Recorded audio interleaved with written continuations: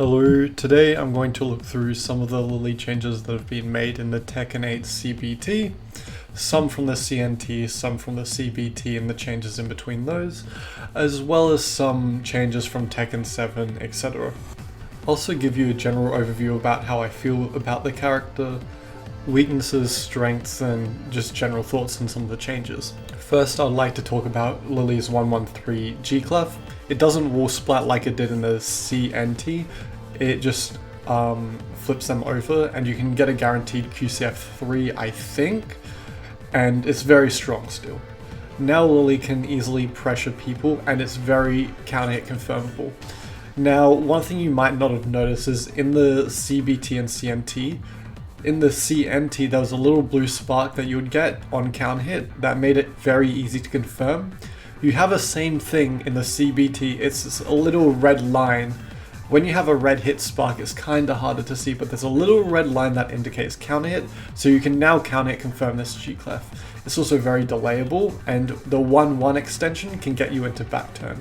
It serves as a great punish, and it's a great tool for LILI to have to beat people contesting on certain moves, such as down forward 3. This one change makes LILI a lot more threatening. Some other changes might be 1-2-3 no longer knocking down on counter hit, and just giving plus frames. Now that 1-1's in the picture, your opponent has more things to think about, as well as 2-4 since they have to think about so many jab strings. 1-2-3 actually inherently gets a buff from this, so honestly I don't mind it too much. It is still minus 13, and 1-1-3 is minus 15, but you don't need to do that, you can just do the first 2 hits, counter hit, confirm, etc. If you didn't know, LILI's down forward 1 tracks slightly to her left. And it's an easy tool and a quick tool to track to LILI's left. It's one of her key tools that she has to use because of LILI's general weakness in tracking. Now, this comes important later, but the fact that generally sidestepping is better means that her tracking options, her fast tracking options are a lot worse because they're not actual tracking moves. And in general, LILI still has a problem of being able to be sidestepped. Now 1-2 does a good job of tracking for LILI as it's delayable and it tracks onto people, but this is a slight thing to note as this change does matter when tracking to LILI's left. Now down forward 4-4 is now a 13 frame, 35 damage, natural, minus 13 mid-low string. This is very hit confirmable. I've done it thousands of times in the CBT, it's very easy. Now, the fact that this is so fast, it tracks to LILI's right. So now you have 2 options that are both fast and track to both sides is a very key part in executing LILI's game plan. Now, you can still sidestep these options if they're sidewalking, but now you can just delay the down forward 4-4. Now, these are all important factors when considering that down forward 3 is a key move and QCF 3+4 it no longer tracks, so you're going to have to use slightly different options. But the fact these two have these changes is down forward 1, down forward 4-4, they both track to either side is very, very nice. It's a nice change. Now you can select the options based off the way your opponent's moving. So I very much enjoyed the change. In Tekken 7 it was minus 17, I think, down forward 4-4. You could hop kick in between and it wasn't natural, only on counter hit it was. Not to mention it's extremely delayable and it has really good counter hit properties. Very, very good. You get mega counter hit by it, you can enforce a mix up. It's so good for a 13 frame that tracks to her right. This is such a great move. I can't tell you how good this move is. It's on par with Claudio's down forward 3-1 and 3-2. That's how good this is. It's a little bit busted, it's 35 damage. Now, mind you, your opponent can just commit to the duck and easily duck it. It is minus 8 on the first hit, and it's not like a counter hit launcher. So keep that in mind, but it's still very good. I suggest using this a lot. Speaking to tracking to LILI's left with quick moves, hop kick still tracks left, and it's generally still a very good move. I still suggest using it. Hop kick and down forward 2 key moves for with punishes, for sidesteps, etc. So pretty much same as usual. Now there's QCF 3. That is a long range steel pedal. Very, very strong, very, very high damage. And I'm not sure how Tekken 8 Oki works, but to me it seems very easy to kill people on the ground just by guessing right a few times. The QCF3, since it's so high damage, is very, very nice. Speaking of steel pedals, sidestep 3 has been sped up, and now it's 16 frames. It's still -9, but it still does 45 damage with a max damage follow-up of forward. So LILI's sidestep 3 has been buffed. This is a very nice change, and it still knocks over and flips over. So again, it's another very good move that's easy to use for Oki on LILI's wake up. Now, in the advent of the nerf of the forward 1+2, forward 1+2 is pretty much a useless move. I'm going to be honest, there's no reason you should choose forward 1+2 over down forward 4/4 personally. I don't think it's that useful anymore, maybe to wall splat, but since it doesn't do that much damage anymore on counter hit, I don't see the use for that move, as it tracks very poorly, and tracking tends to be LILI's weakness in the first place. So I'd stick to down forward 4/4 and down forward 1 instead of trying to commit to a 1+2. Now, generally, those were some of the faster moves that have been changed, and that fixes a huge problem with LILI's game. Now you have actual reasons your opponent needs to stop pressing for. Originally, she had an ability to gain plus frames in Tekken 7, but didn't really have a great way to use them for high damage options, and there was no real reason to duck because her options weren't that threatening. Forward 4 wasn't that threatening, all you had to worry about was single low, and that was fuzzyable. Things like that made her a lot weaker, but in this game, things are a lot more threatening. Back 1 is now a counter hit plus 13 move that guarantees 2-1 while standing 4 and 3+4 as well. I love using the 3+4 option because, first of all, back 1 now, since you have a guaranteed counter hit confirmed, becomes so strong because it's a really good pressure tool, and now you get rewarded for using back 1 a lot. And now you get guaranteed plus frames after you get a counter hit confirm on back 1, which is really easy to do. There's an audio and visual cue that you can use to confirm it. 3+4 leaves you at +17 and also gives wall splat, but 2-1 at the wall I suggest more because it does do more damage, but 3+4 will leave you at +17 roughly.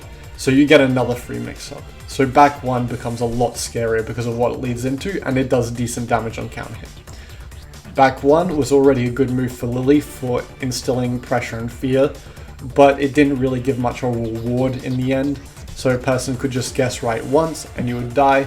Now that's harder to do because you actually have a big reward and payoff for using back 1. Personally, this is one of my favorite changes. I love using back 1, very fun move. So yeah, this is very good that they did this. Now if we choose sidestep move, sidestep 4 is long range. I think it's like -2 on block and very plus on hit, and on counter hit gives guaranteed mix up. Now this move can be used to bait your opponent attacking into you. So if they're using, if you duck, you can arrive really far away, cause a whiff, and then whiff punish, much like Xiao Yu's kind of game plan with her back turn and stuff like that. So that's a really easy way to get good whiff punishes, as well as you have a power crush, you're only -2, you have high crush options, like 3-4 from back turn, high crushes, and even mid crushes at times. So being left at -2 really isn't that much of a disadvantage. You have down to counter hit follow-ups, etc. So sidestep 4 is very strong, though it is sidesteppable. Sidestep 3 is less so, and sidestep 1+2 is also less so sidesteppable. Speaking of sidestep 1+2, it's -0. Personally, I don't use this move that much, but it's a cool tool to kind of annoy your opponents. And now that's +0, your jabs, since it's a G-clef, is a real threat. So if they threaten with down forward 1, it means that you can get them with a G-clef or something like that. And same with down 3. Down 3 becomes more powerful because you have a G-clef. You have a 13 frame move that does high damage that tracks to her right, and you can use down forward 1 to track to her left. So these are all very useful things to note. Now you have a little bit of tech while standing 4, down forward 4-4 at a wall is guaranteed. You still have your Tekken 7 down back 2 dick jab into full crouch 1 at the wall. This is also useful because it can floor break. This does more damage than the previous follow-up. So this is all neat little tech stuff. QCF 1-4 is counter hit confirmable, and QCF 1-2 I'm pretty sure is confirmable, but it's pretty hard to do. So these two moves are very useful. 1-4 is sidesteppable to mention, but 1-2 is not. So you can kind of take that how you will, use the 1-2 to bait people sidestepping, and use the 1-4 for catching people to interrupt your 1-2 back turn transition. This makes it very scary to do anything, because 1-4 wall splats if you use forward 4 to tailspin. Forward 3 no longer counter hit launches and is still a good move for Lily to use. To be honest, I really love those cool combos that you could do from it, but you can kind of get that replacement with while standing 3 now. But forward 3 is still a very useful move. Regardless that there are things that track to one side or another, Lily's tracking is still weak, so opponents can still step both options if they time it right and commit to a walk in either direction. Because if they're committing too much on the sidewalk, they won't have enough time to block or expect the forward 3, and they'll be hit by it regardless. Still does a wall up of damage though. 56 damage is still pretty good for a forward 3 counter hit, and it still knocks down, so everything's pretty good and dandy with that move. Still wall splats, still a very good move to use. Mind you, I've started opting to down forward 1 and down forward 4-4 more because they are faster options, though they still get sidestepped at times by various different characters. Forward 3+4 is now -2 from Tekken 7, which was like -7 or something. And it hits very far away, still very weak on tracking. But now you can throw it out here and there, hit people, and then just sidewalk. And the chip damage has been reduced from the CNT. Also, forward 4 now doesn't wall splat. A bit sad, but now that so many counter hit launches have been removed from the game, forward 4 is such a good reward. It's so good for what it is. Long range. It's become a lot better in this game simply because of the nerfs to magic 4s. Mind you, it is also weaker in the respect that it's a lot easier to step. I've had many instances where it's been stepped and I've stepped it as well, so there's that as well. Now, one of my favorite moves has been nerfed, QCF 3+4. Now the back one's improved a lot. I think it's fine. I don't mind it too much. I can still use it for wall pressure, and it should have been nerfed, otherwise Lily would be top tier busted. You can walk it to either side. I've tested this, I've seen people do it, but it is a bit annoying. Sometimes people get clipped by the second hit and second hit alone, but a key thing to note about this move is it's still +6, you still get great pressure, it's very cheap. Continue using this move. +6 on block. One of the last key changes I wanted to note is that forward 3 no longer launches. To me this is pretty sad, but I can kind of understand. It still gets a guaranteed 2-1 or 3+4 or while standing 4 or sidestep 2-4. Still good for wall splats. It's not that bad, but it's not great anymore.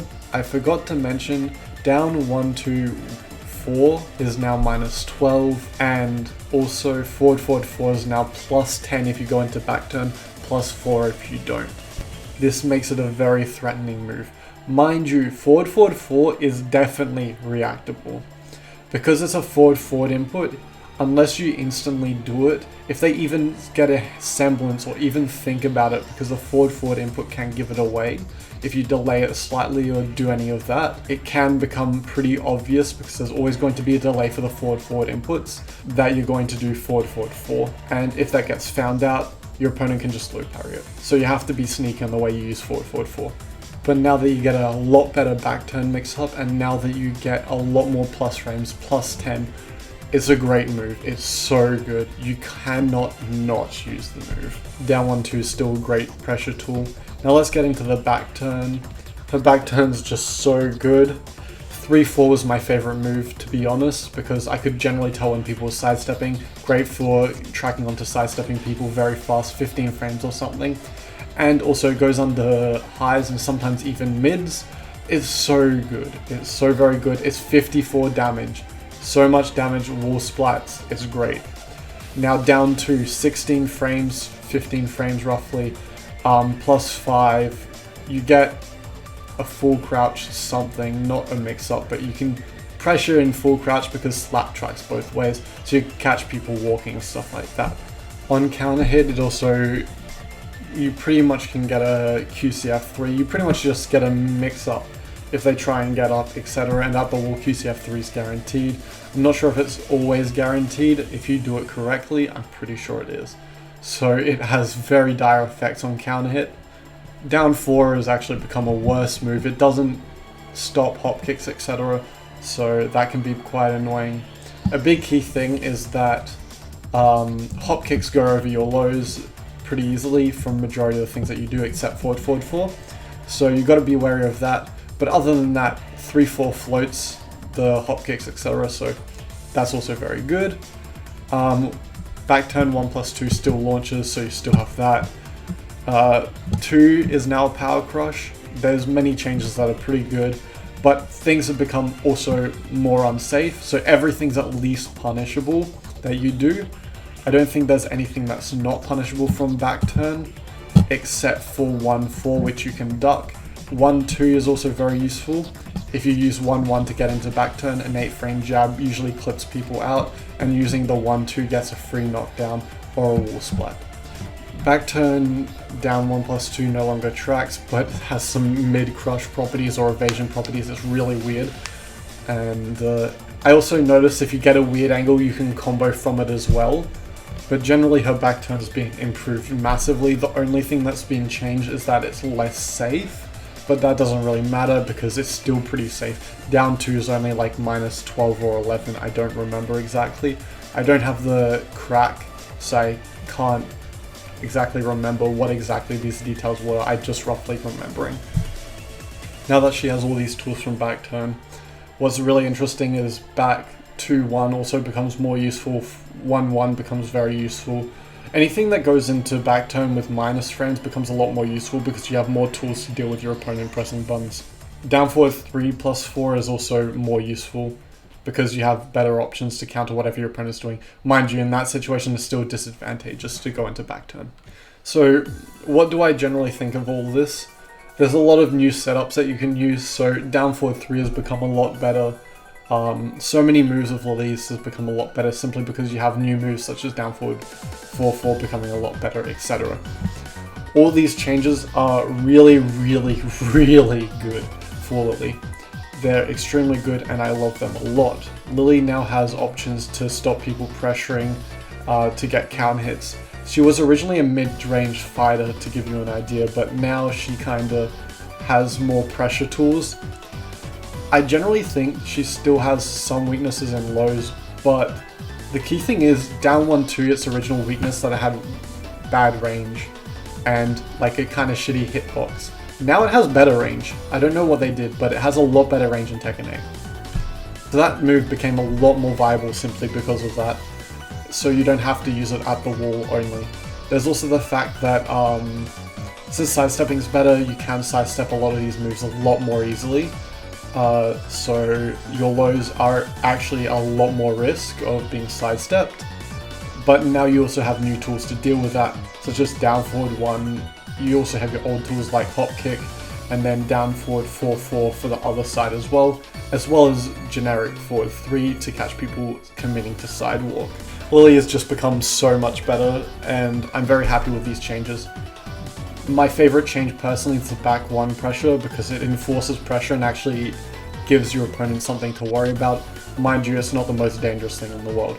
So there are very definitive methods to deal with back 1 as well. Her weakness would still be in tracking. You just have to commit slightly more in which way you're going and why you want to go that way. And now LILI seems like one of those characters that you do have to lab against, not because of her back turn, because her back turn is pretty simple on what you have to do against it. It's more like what you have to do in neutral, what you can sidestep which way and what you can't. I also forgot to mention there's a major combo damage increase with LILI. I think she gets 78 damage from her down forward 2. I'll show you a video of this specific content creator doing a very epic LILI combo. Funnily enough, I find all these changes make LILI more aggressive as Tekken 8 wanted. less of a defensive sidestep character, but the fact she can still sidestep so well makes her such a good character in this game. I might consider her top tier, but I do think there are going to be techs against her. I still currently consider Jun as the best character in the CBT from what I've seen, and Jack's also very good. There's a lot of characters that I think are more unexplored than Lily is, that have a lot of strengths that we still haven't uncovered. King, to be precise, you can't do anything against him pretty much. You can't get counter hit by grabs, otherwise you die.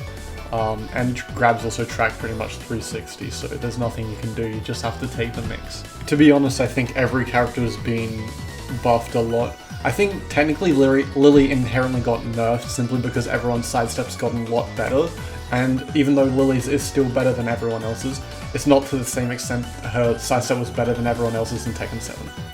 Overall, I still think there's lots of exploration to be done with every character. I still think Lily is very good, she might even be top tier, but I don't think other characters have been explored enough to make that conclusion, except Jun. She's fucking busted. She's like top 1, like guaranteed. Jin ain't even close to Jun. Jun's a lot better. I just had to end it with a dumbass hot take, but you know, Jin's pretty good.